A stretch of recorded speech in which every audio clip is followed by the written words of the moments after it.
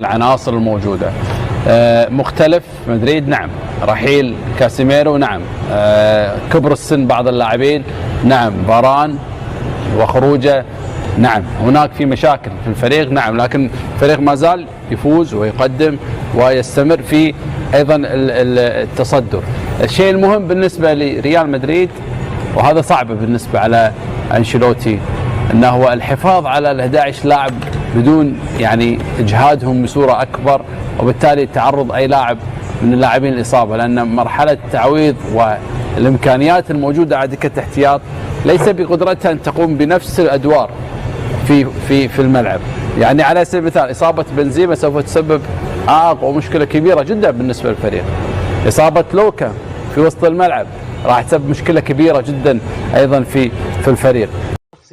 استمتعت بكرة القدم، شوط جميل، في فرص من الطرفين، في هناك فرص من فياريال، انتشار جيد لفياريال. لما تتحدث عن فريق ما عنده شيء خسره في هذه المباراة، فياريال لعب بأسلوب الاستحواذ، لعب بالفكرة أنه يسجل في مرمى ريال مدريد ولا ينتظر الأخطاء. لذلك لاحظنا أخطر هجمات ريال مدريد كانت من الهجمات المرتدة، الكونتر اتاك، الهجمة المرتدة دائما على يعني البرتو على الجهة اليسرى مصدر خطورة كبيرة جدا بالنسبة لفريق فياريال، دائما تواجده على الجهة اليسرى يعمل مشكلة كبيرة جدا، خصوصا في المواجهات الفردية دائما لا الأفضلية. الأخطاء في الدفاع كانت واضحة بالنسبة لريال مدريد، سواء من أوديغارد أو حتى ميليتاو اللي عانى من تغطية الجهة اليمنى له، كانت نوعا ما نقطة ضعف في دفاع فريق ريال مدريد، عانى من هذه المنطقة. لذلك كانت أخطر الكرات دائما على الجهة اليسرى لفياريال. الجهة اليسرى كانت في الجهة النشطة الفعالة اللي كانت بإمكان فياريال أن يسجل عن طريقها. أدى الأدوار الدفاعية وأصبح يغطي هذه الجهة، نوعا ما أصبح جيد دفاعيا، لكن فض وسط الملعب، ولذلك شيء على حساب آخر. منظومة كرة القدم وعمل كرة القدم 10 لاعبين يجب أن كل واحد يؤدي أدواره وبإتقان.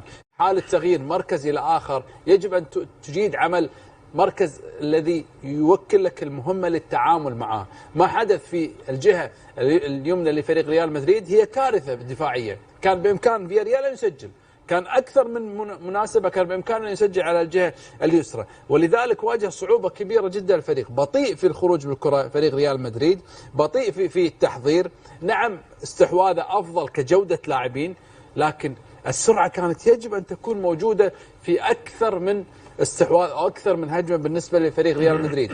بنزيما اليوم أنا أشوفه هو الأفضل مع الكرة، عملية التعاون مع فينيسيوس اللي اليوم لم يوفق حقيقة في اللمسة الأخيرة.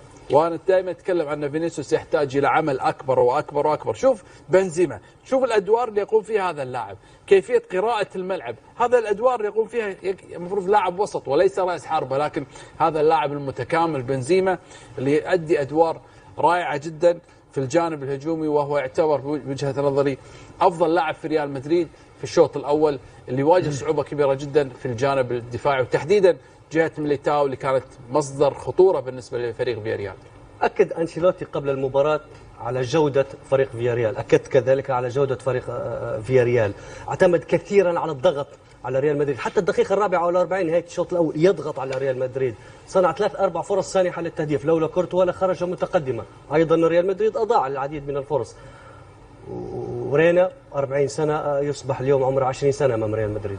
شوط جيد جدا من الفريقين يا مهند، أبان عن جودة فعلا فياريال، فريق بيعرف يبني اللعب بشكل جيد جدا، بيوصل لمرمى المنافسين بشكل جيد. أضاع أكتر من فرصة. نجم الشوط الأول من ريال مدريد بالنسبة لي كورتوا، أنقذ ريال مدريد من هدفين أو 3 مهند بتواجده بشكل جيد في المكان المناسب. إنما الريال هي دي عادته، ممكن ما يأديش مباراة جيدة وفي النهاية تلاقيه كسبان. إنما السوء اللي فيه ريال مدريد النهاردة، وإنه ما قابلش فريق بالشكل ده انه يمسك ويسيطر المباراة عليه ويوصل لمرمى بسهولة، غير دايما هي نقطة سلبية وإيجابية، نقطة وجود كروس ومودريتش الاثنين في وسط الملعب.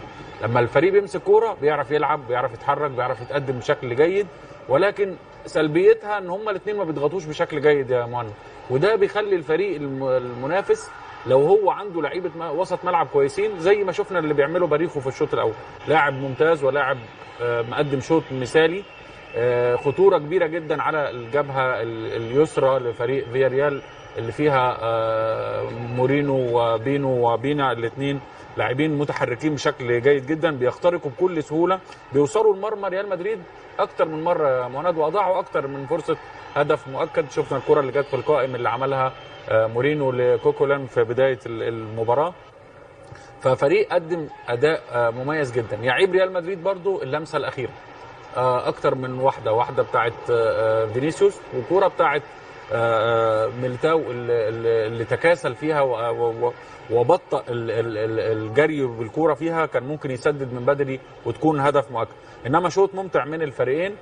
اعتقد ريال مدريد افضل الفرص واجمل الجمل التكتيكيه في الشوط لا الفياريال عمل مباراه مميزه جدا يا مهند، وانا اشوف ان هو نتيجه الخمس مباريات السابقه اللي تعادل فيهم ريال مدريد تاكد ان المباراه دي ممكن تنتهي بالتعادل او تنتهي بشكل مفاجئ لواحد من الفريقين. خساره ثم انتصارين متتاليين بالنسبه لفياريال وبالنسبه لريال مدريد، وهي ابرز مباريات هذه الجوله. لا يمكن ان نتحدث عن ريال مدريد، ريال مدريد هو ريال مدريد. فياريال ذو جوده عاليه هذا الموسم. طول عمر فياريال من الفرق المحترمه اللي بتلعب كوره جيده مهند، يمتلك لاعبين جيدين، ولكن تعرض لازمه تهز ثقه الفريق بنفسه، وهي رحيل اوناي امري في وقت صعب جدا في وسط الموسم، وقدوم سيتيان كمدير فني للفريق.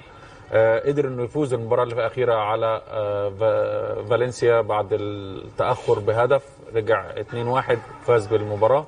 انما فريق يمتلك عناصر جيده جدا وبيظهر قدام الفرق الكبرى مهند، وشفناه مع امري في الموسم اللي فات في الشامبيونز ليج، قدم اداء جيد جدا وخرج من الدور قبل النهائي في الشامبيونز ليج من موسمين تقريبا.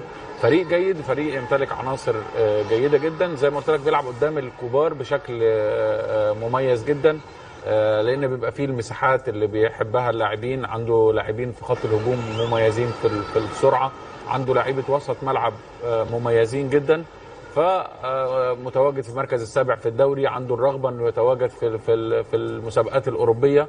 كل دي امور تصعب امري في الموسم اللي فات في الشامبيونز ليج، قدم اداء جيد جدا وخرج من الدور قبل النهائي في الشامبيونز ليج من موسمين